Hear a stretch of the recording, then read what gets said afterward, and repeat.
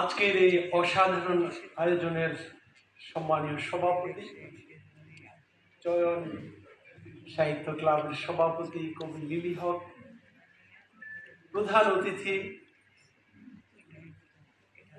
স্বাধীন বাংলা বেতার কেন্দ্রের অন্যতম কণ্ঠশিল্পী, বাংলাদেশের বিশিষ্ট আবৃত্তি শিল্পী, বাচিক শিল্পী আশরাফুল আলম, বিশেষ অতিথি সাবেক রাষ্ট্রদূত মাসুদ মান্নান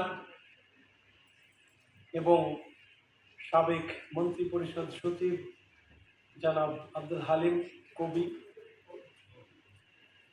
আজকে পুরস্কারপ্রাপ্ত ব্যক্তিত্ব আমার প্রিয় মানুষ, প্রিয় কবি, জাতীয় প্রেস ক্লাবের সভাপতি কবি হাসান হাফিজ, মঞ্চে আছেন জননী জন্মভূমি বইয়ের লেখক সালমা হক। কবি লিলি হক একটি বিস্ময়কর চরিত্র। বিস্ময়কর বললাম এজন্য যে একজন মানুষ তার সারা জীবনকে কবিতার কাছে বিক্রি করে দিল, উৎসর্গ করল। আমি বিক্রি শব্দ বললাম এজন্য ঝড় হোক ঝঞ্ঝা হোক 20 তারিখ কখনো মিস যায় না ওনার। 20 তারিখ বাসায় একটা আয়োজন থাকবেই। আজকে যে আয়োজনটি হচ্ছে, এই চমৎকার পদক দান, সেটি 2002 থেকে শুরু হয়েছে। আমি দেখলাম মাঝখানে করোনা কালের 3 বছর ছাড়া কখনো এটি মিস হয়নি। এবং যারা পদক পেয়েছেন আমি নামগুলো পড়লাম, সত্যি আমি সেখানে সম্পৃক্ত হতে পেরে আমাকে সম্মানিত বোধ করছি। কারণ বাংলাদেশের শ্রেষ্ঠ মানুষগুলো এখানে এই নামের মধ্যে আছে। এটি আমার জন্য আনন্দের, গৌরবের।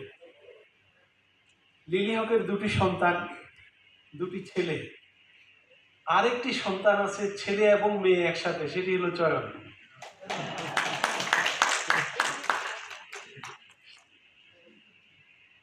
তো কবি লিলি হককে চিনে না এমন মানুষ সাহিত্যাঙ্গনে নাই। সমাজসেবক যারা, তারাও কবি লিলি হককে চেনেন এবং তিনি সেটিকেই ধারণ করেন যেটি এই সমাজের জন্য, দেশের জন্য কল্যাণকর। অসম্ভব পরিশ্রমী একজন মানুষ এবং তিনি অনেক সমালোচনা সহ্য করে এই পথে এগিয়ে যাচ্ছেন। যাই হোক, আজকে এই চমৎকার আয়োজন, এখানে যারা সম্পৃক্ত হয়েছেন আমি মনে করি প্রত্যেকে সুন্দর মনের মানুষ। আজকে আমি আরো একটি কারণে আনন্দিত, আমার বউ এসেছে আমার সাথে। সাধারণত যায় না বলতে যেতে পারে না বা সম্ভব হয়ে ওঠে না। রানী, ইয়েস, না, পৃথিবীতে রানী না থাকলে কোনো রাজার জন্মই তো হতো না। আচ্ছা, একটু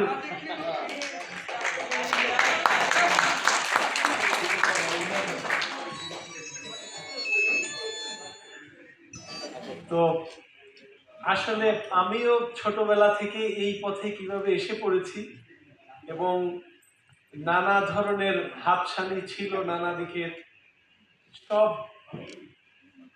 সবসময় উপেক্ষা করতে পেরেছি বলবো না, কিন্তু উপেক্ষা করেছি। বিভিন্ন সুযোগ সুবিধা, পদ পদবি, এবং এমনও গেছে যে কোনো দিক থেকে এমন অফার এসেছে বিরাট ধরনের, ভেঙে বলবো না, কিন্তু আমি দেখলাম সেদিকে পা বাড়ালে সম্ভবত আমার কবিতার সাথে আমার সম্পর্ক কিছুটা হালকা হয়ে যাবে, সেই জন্য সেদিকে পা বাড়াইনি। কবিতার ভেতর দিয়ে জীবনকে দেখতে চেয়েছি, কবিতার ভেতর দিয়ে দেশকে দেখতে চেয়েছি, কবিতার ভেতর দিয়ে জাতিকে দেখতে চেয়েছি, কবিতার ভেতর দিয়ে বিশ্বকে এবং বিশ্ব জগৎকে দেখতে চেয়েছি। আমি আমার কবিতা এবং আমার আত্মার মাঝখানে কোনো কিছু আসলে রাখি না, থাকে না, এবং আত্মা দিয়েই দেখি গোটা বিশ্ব জগৎকে, গোটা মানব জাতিকে এবং প্রতিটি মানুষকে। আমার মনে হয় কবিতা যদি কেউ লালন করে সেই মানুষ কখনো নিষ্ঠুর হতে পারে না। কবিতা যদি কেউ ভালোবাসে সে মানুষ কখনো ডাকাত হতে পারে না। কবিতা যদি কেউ ভালোবাসে সে মানুষ অন্যায় করতে পারে না, কিংবা অন্যায় করে কোনো কিছুকে দখল করতে পারে না, অন্যের সম্পদ দখল করতে পারে না, অন্যের টাকা পয়সা লুটপাট করতে পারে না।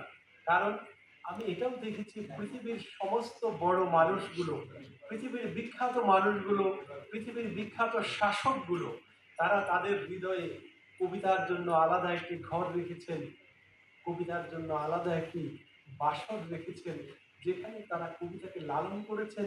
সে কারণে তারা পৃথিবীতে তাদের সুগন্ধ বিলাতে পেরেছে।